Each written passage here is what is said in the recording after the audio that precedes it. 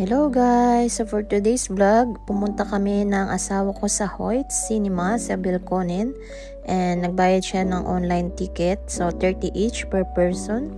So ang binook niya is The Conjuring The Last Ride.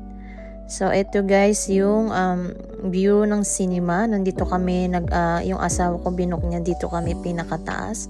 And this is a D-box seating. So, kakaiba tong chair na to kasi ito yung nanginginig talaga. Mararamdaman mo yung vibration ng chair.